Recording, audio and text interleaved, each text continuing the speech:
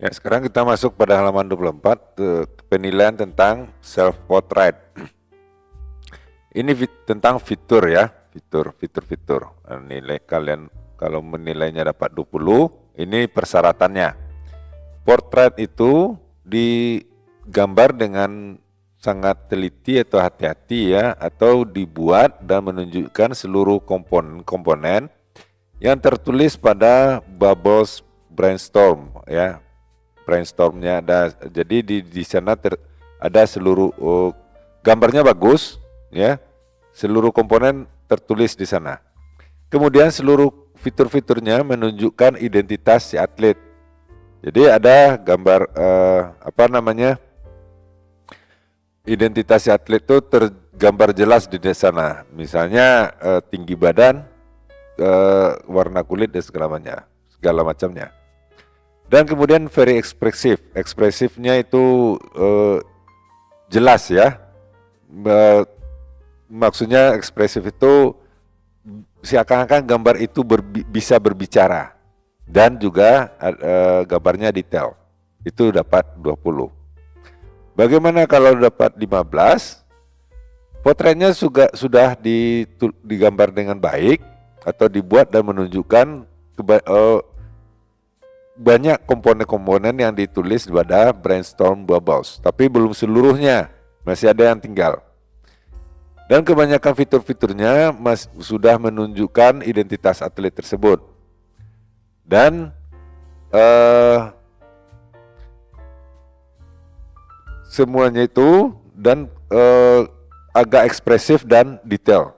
Nah, kemudian nomor 10 yang dapat nilai 10, potretnya itu terlihat agak gimana ya, rush and sloppy. Ini artinya agak tergesa-gesa ya, agak tidak bagus gitu ya, agak asal-asalan. Hanya sedikit fitur yang menunjukkan identitas si atlet dan beberapa detailnya hilang, tidak kelihatan. Dan kalau dapat nomor 5 yang terendah, tidak menyelesaikan potretnya, jadi potretnya tidak selesai atau tergesa-gesa, asal jadi ya, asal jadi, dan banyak detail-detailnya yang tidak ada. Itu kalau dapat nilai 5. Kemudian tentang essay, ide dan pemahaman, tugas pemahamannya ada dua nilai, yaitu 10 dan 5. Kalau dapat 10 sempurna, dia bisa mempresentasikan ide-ide dengan cara yang original ya. Kemudian tulisannya menunjukkan pemahaman yang sangat kuat terhadap konsep dan tugas.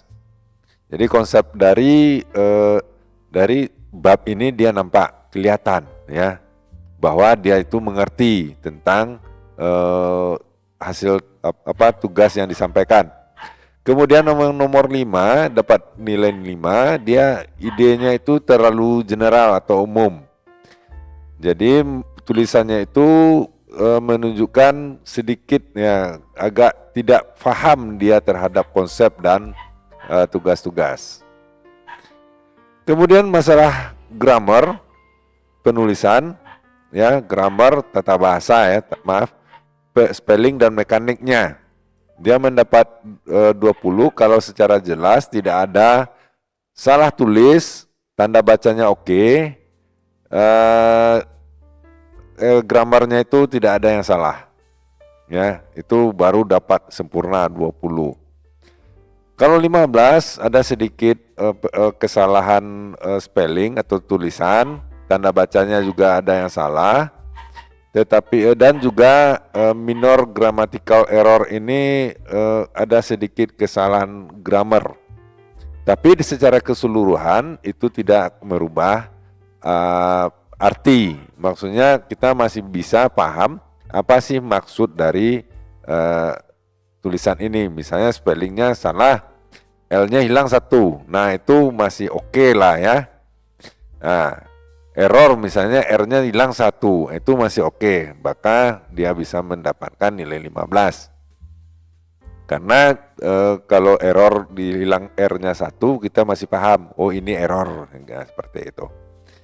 atau S-nya hilang, nah, harusnya pakai S, nah dia lupa menuliskan S-nya, itu masih oke.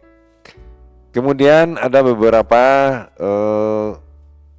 jumlah kesalahan penulisan, tanda baca dan gramarnya banyak, lumayan banyak ya.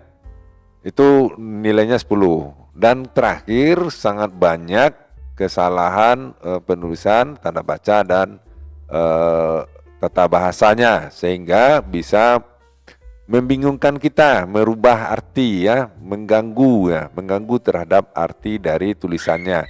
Maka dia mendapatkan nilai 5. Nah, barangkali itu dulu untuk kali ini. Jangan lupa subscribe dan like videonya ya.